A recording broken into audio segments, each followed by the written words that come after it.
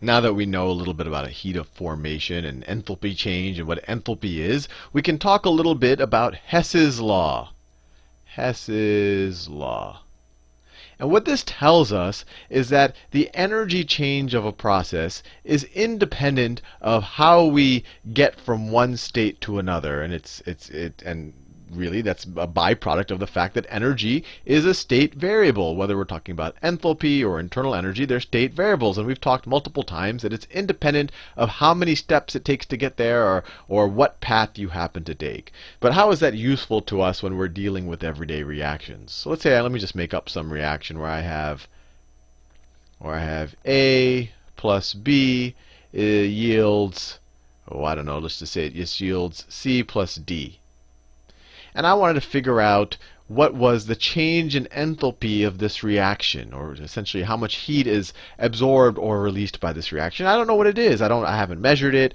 And all I have are the heats of formation. So all I know is how do you go. So I know the heat of formation of A. So let me call that the heat of formation. Remember, H isn't for heat, even though we kept calling it heat of formation. It's actually the change in enthalpy, and it's the standard change in enthalpy. But the change in enthalpy we know is heat. So it's heat. Change in enthalpy of formation is the same thing as heat of formation. This little not sign tells us it's the standard heat of formation. We can look up that in a table, and let's say that that's some number. And then we have our heat of formation of B, delta heat of formation, let me call it of B. This is heat of formation of A, and it's a standard heat of formation. And we can look up in a table the heat of formation of C, heat of formation of C, which is change in enthalpy.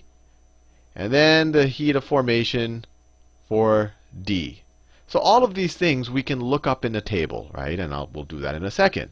Now what Hess's law tells us is that the change in energy, the change in and enthalpy is what we're measuring here. The change in enthalpy here is independent of what we're doing. So instead of saying this reaction, we could say, hey, let's go from this reaction and go back. Let me do it in a different color. Let's go back to our constituent products. So kind of the elemental form of these. So if this was like carbon dioxide, you'd be going back to the carbon and the oxygen molecule. So you'd go back to the elemental form. And how much energy, or what's the change in enthalpy as you go back to the elemental form? The heat of formation is what you get from the elemental form to A, or the elemental form to B. So to get A and B back to the elemental form is going to be the minus of those. You're going to take the reaction in the other direction.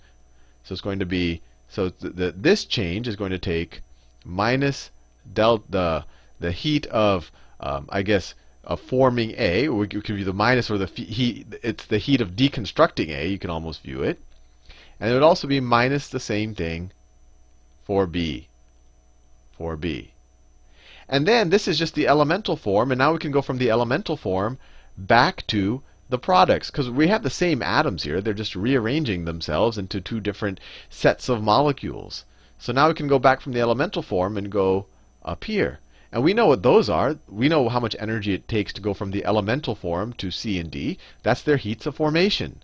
So Hess's law tells us that delta H of this reaction, delta H of this reaction, the change in enthalpy of this reaction, is essentially going to be the sum of what it takes to decompose these guys, which is the minus heat of formations of these guys, plus what it takes to reform these guys over here. So we can just write it as delta H, I'll just write it, delta H of formation for C plus delta H of formation for D. So the heat of formations of these guys minus these guys. This is what it took you to get to the elemental form.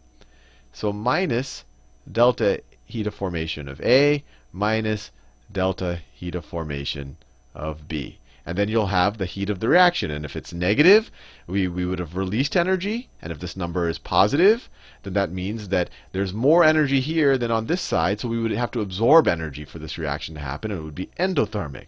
So this is all abstract and everything. And I've told you about Hess's law. Let's actually apply it to some problems. So let's say I have this reaction right here, where I start with ammonia, and it's ammonia gas, and I'm going to react that with molecular oxygen to yield some nitrogen monoxide, 4 moles of it, and some water. So what's the heat of this reaction right here? So what we do is we just look up the heats of formation of each of these. So let's just look them up. Let's start with the ammonia. What's the heat of formation of ammonia? And it's always given in kilojoules per mole. So they'll say to form 1 mole of ammonia. So to form 1 mole of ammonia, let's look up here. This is all cut and paste from Wikipedia. And am I starting in the gaseous or the aqueous state? Well, I think I just, see, I'm starting in the gaseous state. I added that G there. So ammonia in the gaseous state has a heat of formation of minus 45.9 per joule. So what is that going? So minus 45.9 kilojoules per mole. So minus 45.9. That's just for 1 mole of ammonia, the heat of formation. It's in kilojoules. I'll just look them all up right now. Now, what's the heat of formation of oxygen? And I'm not going to even look it up right now because oxygen is in its elemental form. So if you see something in the form that it just always takes before you do anything to it, its heat of formation is 0. So if you see O2, its heat of formation is 0. If you see hydrogen, if you see H2, its heat of formation is 0. If you see carbon by itself, heat of formation is 0. Carbon in a solid state, heat of formation is 0 at standard temperature and pressure. Now what about nitrogen monoxide? Let's look that up. Nitrogen monoxide. I have it right here. Nitrogen monoxide, heat of formation, it's positive 90.29. 90.29. 90.29. And finally, what's the heat of formation of water? Well, let me see. Water. Water is liquid water, minus 285.83. Minus 285.83. Minus 285.83. Now, you might simply say, okay, Hess's law says that if we want the delta H for this reaction, we just take this plus this and subtract that. And you would be almost right, but you would get the problem wrong. Because these are the heat of formation per mole. But we notice in this reaction we have 4 moles of this plus 5 moles of this yield 4 moles of this plus 6 moles of that. So we have to multiply this times the number of moles. So here I have to multiply this times 4 here, and I have to multiply it times 4 here, and I have to multiply it times 6 here. I don't even worry about multiplying 0 times 5 because it's just going to be 0. So now we can apply Hess's law to figure out the delta H of this reaction. So the delta H of this reaction is going to be equal to 4 times the heat of formation of nitrogen monoxide, so 4 times 90.29, plus 6 times the heat of formation of water, so plus, I'll switch colors, 6 times minus 285.83. And just as a side note, given that the heat of formation of nitrogen monoxide is positive, that means that you have to add heat to a system to get this to its elemental form. So it has more energy than its elemental form. So it won't just happen by itself. And water, on the other hand, it releases energy when you form it from its elemental form. So in some ways, it's more stable. But anyway, so these are the heats of formations of the products, and then we want to subtract out the heats of formation of the reactants in our reaction. So here it's 4 times 45.9. Oh, and let me make sure it's a minus 45.9. Right? That was ammonia had a minus 45.9 heat of formation. So what did we end up with? Let me get the calculator out. So I have, let me make sure, let me put it over here. I have to be able to read it. Well, I'll just do it off the screen because my screen is getting filled up. So I have, let me just do it here. 4 times 90.29 plus 6 times 285.83 negative is equal to, so far we're at minus 1353. And does that sound about right? Yeah, that looks about right. And now we want to subtract from that 4 times minus 45.9. So we want to subtract, so minus 4 times 45.9 negative is equal to minus 1170. So our delta H of this reaction is equal to minus 1170 kilojoules. Kilojoules for this reaction. And all we did is we took the heat of formation of the products, multiplied times the number of moles, and subtracted out the heat of formation of the actual reactants. So there you go. Let's do one more of these. Let's say I had some propane. I had some propane, and I'm going to combust it. I'm going to oxidize the propane to yield some carbon dioxide and water. Well, it's the same drill. What's the heat of formation of propane? Look it up here. It is amazing how exhaustive these lists really are. Propane is down here in its liquid state. Heat of formation minus 104.7. So let me write that down. Minus 104.7. Heat of formation of oxygen is elemental state. That's how you always find oxygen. So it's just 0. Heat of formation of carbon dioxide. Let's see. Carbon dioxide, and as a gas, minus 393.5. Minus 393.5. And water, we already figured that out. It's minus 285.83. Minus 285.83. So how much heat is formed when we combust 1 mole of propane right here? So let's see. We have to figure out the heat of the products, the heat of formation of the products. So it's going to be 3 times this, because we formed 3 moles of this. For every mole, we release this much energy. And then plus 4 times this, and then subtract out 1 times this. So what do we get?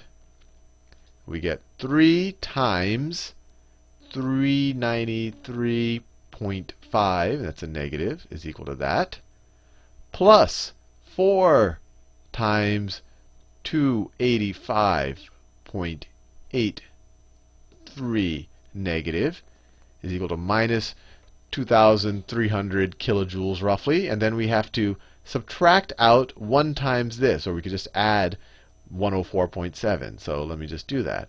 So plus 104.7 is equal to minus 2,200.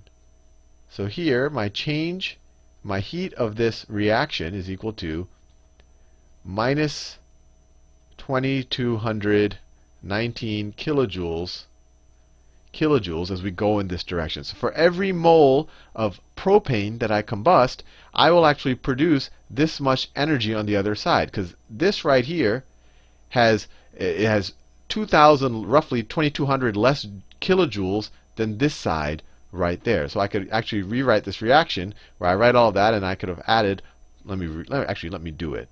I could rewrite this reaction as C3H8 propane plus 5 oxygens yields 3 carbon dioxides plus 4 waters plus 2,219 kilojoules. That's actually what's released by this reaction. It's exothermic.